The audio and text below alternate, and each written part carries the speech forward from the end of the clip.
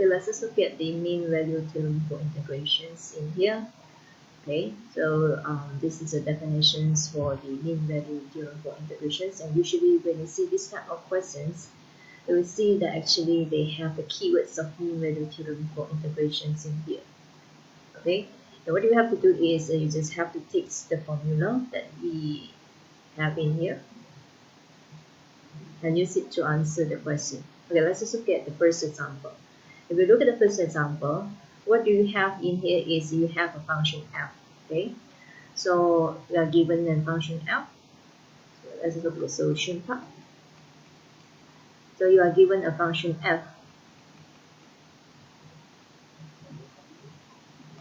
So x squared plus 1. Okay, and you have an interval.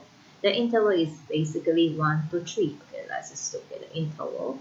That is 1 to 3. Okay, let's just compare with whatever that we have in here.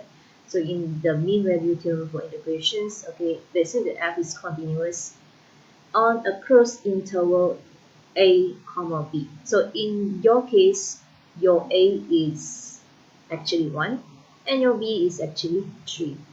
Okay, once we have identified the value of a and b, the next thing is we try to look at the formula. Okay, so let's just write out the formula. So you have the formula here. So integration a to b, and we have function f here, dx f c b minus a. Okay, let's just do the substitution. Okay, so in here we know what is our a. Our a is actually 1 in this case, and our b is 3. Okay, what is our function f here? So our function f is that is given in the questions. That is actually x squared plus 1. And we have the dx. Don't forget to write back the dx. And write the fc. Just rewrite back the fc. Okay. And we have b minus a. What is our b? Our b is actually 3. And minus b that a, so your a is 1. So when you have done the substitutions, the thing becomes simple. As you can see that this is actually a normal integrations that we have done many times. Okay, this one if you integrate, so we will going to have the x cubed over 3 plus x. Okay, and don't forget to write the range. Okay, so we have an interval from 1 to 3.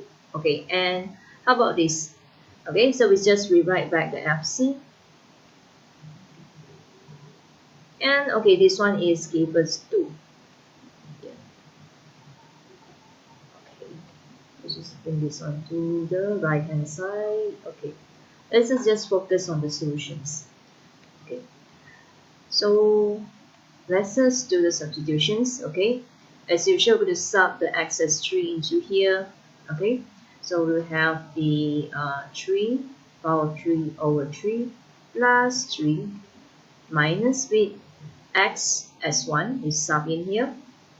So we have 1 power 3 over 3 plus 1. Okay, that is for the left hand side. Okay, what happened to the right hand side? Okay, right hand side you can just rewrite back. We will have 2 function c in here. Okay, so in here you can simplify and get the value from the calculator, and this is actually give you 12, and this is give you 4 over 3. 4 over 3.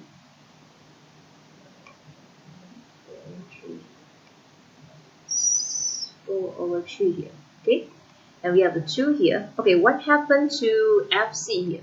So this f, you have the f is this one.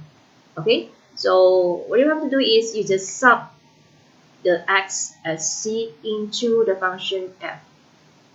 So in here you will have an equations. So you sub the x as c, so we have c squared plus 1. So this is actually, you treat the x as c, you sub into your function f. So now we have this equation.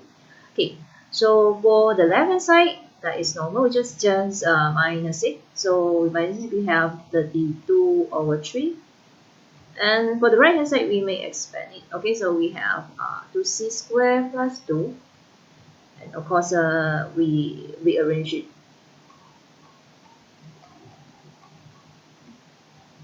Alright, okay. So this is give us 26 over 3 equal to 2c squared.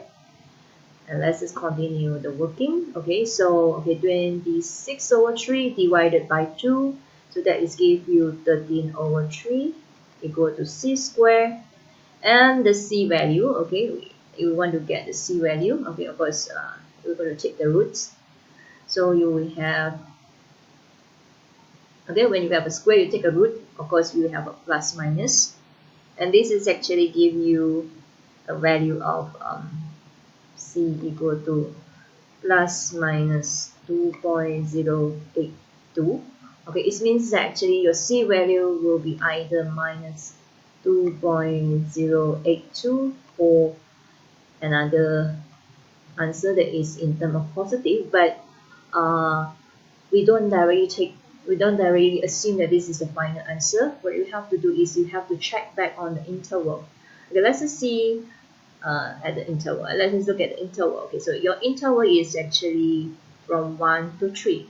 So the most easier way is actually you draw the number line. So you have a number from 1 to 3. So imagine that you have an interval. So from 1 to 3. And the c value that we have here is you have two values. One is uh, negative 2.082 is somewhere here. Okay, another point which is actually 2 point positive value 2.082, which is roughly here. And from the pictures, that is very obvious that the c that we're going to accept as the answer is the c that is in this range. Okay, so that is the c must be the c in positive value. Okay, so that is 2.082. Okay, so then this is the final answer, and we say that this value is the c value that we accept it as the interval of whatever being given in the questions.